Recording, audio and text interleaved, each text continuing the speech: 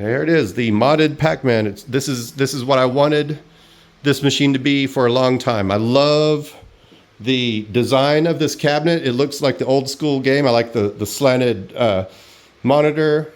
I love the art. I love the fake coin doors. It's great. But now it's even cooler because it's got all the games I want on it and a superior joystick. I wanted this thing to be my ultimate vertical 4-way cabinet. I only wanted 4-way games. I don't care about 8-way. I want 4-way, like Pac-Man, Dig Dug, Burger Time, Frogger, stuff like that. So I got the joystick from off of eBay through Tornado Terry, just based on reviews that I'd read on like Reddit and things. Everybody says it's kind of the gold standard for a 4-way game, and having tried it, I can't really disagree. It's amazing. I love this stick. And one of the coolest, I mean, other than how nice it feels when you're playing, the ball itself is textured. It's got a very subtle texture to it. Makes it easier to grip. You wouldn't think that makes much of a difference, but then when you come over here to one of these smooth sticks, it feels kind of like a gumball or something. It makes a big difference, believe it or not. It really does. Anyway, I used a Raspberry Pi and installed the Mr. Burns 901 vertical image. I deleted almost all the games because I only wanted a very select few, but the image is great. Everything about this is awesome. I'm going to give you a quick little walkthrough and I'll show you kind of how it's all set up, but I really like it. Here we go.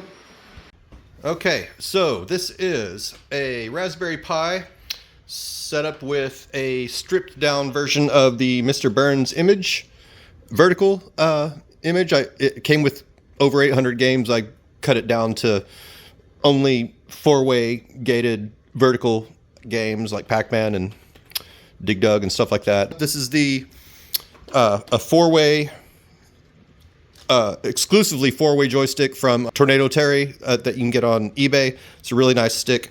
I've got all the buttons and stuff set up as placeholder, and as you can see, we're going to put it in the Pac-Man XL, which is currently prepped for surgery. The video converter from DIY Retro is installed. Make sure you order the right one when you order from DIY Retro Arcades. If you look on your monitor, you'll see a model number there. Make absolutely sure you get the right monitor number when you order the video converter.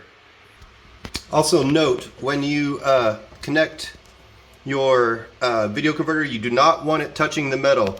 So I just use these little legs with double-sided heavy-duty adhesive tape, my favorite thing. So that, because the cords were not long enough for me to mount it off to the sides or anywhere, so I had limited options about where I could put it. So I just did that. Put the joystick in from Tornado Terry's. All the stock buttons are, I assume they're going to work. We're just going to hook them up to this USB encoder and go from there. Woo. As I put the cabinet back together, I found 3 issues. 1, the coin door wouldn't light up. 2, the marquee wouldn't light up. And 3, the speakers were very, very, very quiet. The stock speakers. The power splitter that came with the unit originally split into several things, but now just goes into the monitor, into the video converter that then goes into the monitor. And I did not have another barrel splitter of the same type, so I got these off of Amazon, which fit both the marquee and the coin door. And then I just they have a USB on the other end.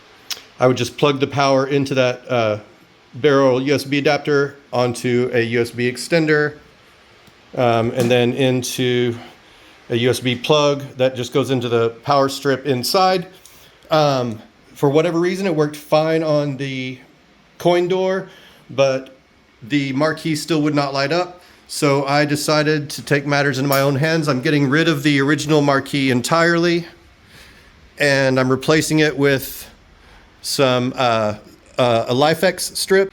And then you can see the LifeX strip You can cut those to size. I actually cut mine. You have to be careful where you cut it, so make sure you look up where you can and cannot cut it. You can. I'm using double-sided adhesive tape, heavy duty on both sides to keep this thing in place. And there it is mounted. This double-sided adhesive tape is going to work great. As we like to say in Texas, that ain't going nowhere. And there's the marquee lit up. And since it's LifeX, I can change the brightness, color, whatever I like. I will adjust that to my liking once I'm finished with everything else. Incidentally, if you've tried modding this cabinet, you know it's kind of a pain compared to others because the monitor and the control panel are all one piece. So I had to originally take the whole side panel off in order to get access to all the controls that I needed, which was a pain. And I was dreading doing that again for these other things like speakers. And I found that if you just take out a few screws on the side, only on the top half, not on the bottom half, but on the top half, you just take out a few screws. Some of them you don't even have to take out entirely, just loosen them up. And that gives you enough of a flex to where you can pry the sides open just enough to get parts out, like these supports, the support that goes here on the side. It wasn't very difficult. You just have to, unscrew a few, just enough to pry it open, just enough to get this out. I don't expect it to be too difficult to get it back in. The same for the top panel there, and as well as the marquee plexiglass. So there, just so you know, if you're modding this thing, you don't always have to take the whole thing apart just to get to certain components. Okay, here's how it's all wired up. This is the power for the LifeX. Everything is going down to a power strip, which I have mounted. Well, I need to mount it better, but I'm using heavy duty double-sided tape. I use this stuff for everything. Always clean your surfaces with rubbing alcohol before applying it. The speakers, manage their cables a bit. It could be better, but whatever. They're going into this amp, which is also mounted onto the side with heavy duty double-sided tape. This is the power brick for the amp, and it's plugged in down at the bottom. The Raspberry Pi is mounted on the floor with a double-sided Velcro tape, so I can take it off and on if I need to do anything with it. This is the LifeX Wi-Fi receiver. I have not done it yet, but I'm just going to mount it on the wall there. Easy peasy. Everything's plugged in. The coin door, as I showed before, has I believe it's a 3.5 millimeter connector, so I had to order this USB adapter off of Amazon. I'll put links in the description. Sorry, I've got one hand. I just put that in there, and it gets plugged into a convenient little USB power there. You'll see there's one more cable coming out that's going through the hole. I drilled that hole bigger to make room for stuff. Once I put this back on, you'll see that that's going to a wireless keyboard. It's wireless. It uses a USB dongle that you can see right there. Why do I have it plugged in then? That's because I want it to always stay charged, and I'm just gonna put it probably like just on top of the cabinet or something when I'm not using it. Anyway, so we're gonna power it on, see how it goes. That pop you hear are the speakers. For whatever reason, that amp will do that when there's not a signal coming through. I have the same thing on my pinball cabinet, but it seems like that problem kind of just went away after a while. So I'm hoping that's going to be the case here. But you'll see once it's got a feed, it'll stop popping. But there we go. Everything's working. We got sound. And I'll give a playthrough here after I close it all back up. I've got the wireless keyboard attached up at the top with those 3M Velcro strips, so it's always there if I need it. I'll probably after I tweak this thing out for a little while. Once I notice that I'm not really using that anymore, I'll probably just take it off. But for now, I've got it there in case I want it, if I want to play with some settings. I've got the panel laid out like this. The live button is the hotkey. Start, select. Red is button B. Keep in mind when you're configuring controls, B and A do different things, and most of the time for these vertical arcade cabinets, you want button B to be your primary fire, so just keep that in mind. So this B is A. I skipped Y, didn't have a need for it, and this is X. The only reason I keep X is so I can do hotkeys. Hold down the hotkey and hit X. Let's see if I can do that. All right, pardon the view here. I got to use my camera hand. I'm going to hold hotkey and then press X. Oh wait, I have to start a ROM first. Let's start Pac-Man. So then if I do hotkey start, that'll exit back to the menu. If I do hotkey X, which is this white button, I'm going to do that and show you what happens. Pardon the view for a minute. I have to use my camera hand. It opens up the RetroArch menu. So you can go through all the, I mean, it's sideways, but you know, it's okay. You're not going to use this really that often. Remember, this is B, this is A. B is typically back, so I'm just going to go back and go to quick menu, hit A to select it, and then I'm going to resume with A, and then I go back to the game to quit. Hotkey 1. You hold hotkey and A, and it restarts the ROM. So yeah, so I've got a rage quit button. That's pretty cool. Everything that was lit up in stock is now lit up.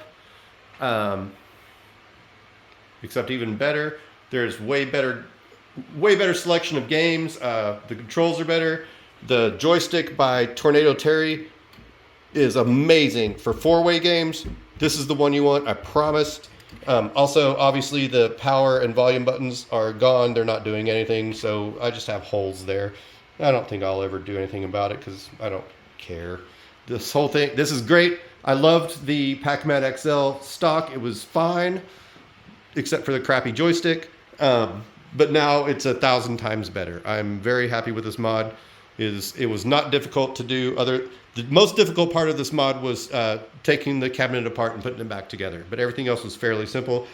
I want to thank my friend Jeff for helping me with this. He made it a lot more fun and easier at the same time. Anyway, there you go. I hope you like it. And if you're thinking about modding your Pac-Man or any other machine really for vertical games, that Mr. Burns image is really simple to do. All you got to get is a Raspberry Pi, get a few components, and it's not that difficult. You could do it in an afternoon. So anyway, I hope you like it. Thanks for watching. Please don't ask me for help setting up RetroPie or RetroArch because I'm kind of worthless when it comes to that sort of thing. Okay, it's all put together. And so here we go. We're going to boot up. Takes a minute.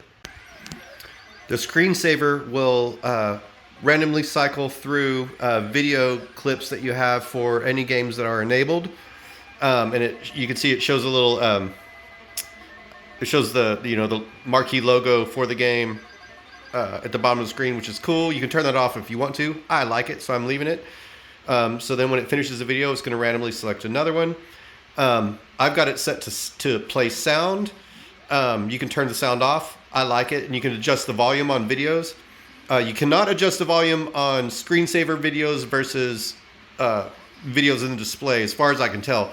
But I don't care. I just turn it's in increments of 10. So 10 is the lowest before it's off. I have it set at 10. So it provides a little bit of background noise, which I enjoy. But if it ever bothered me, it's easy enough to turn it off.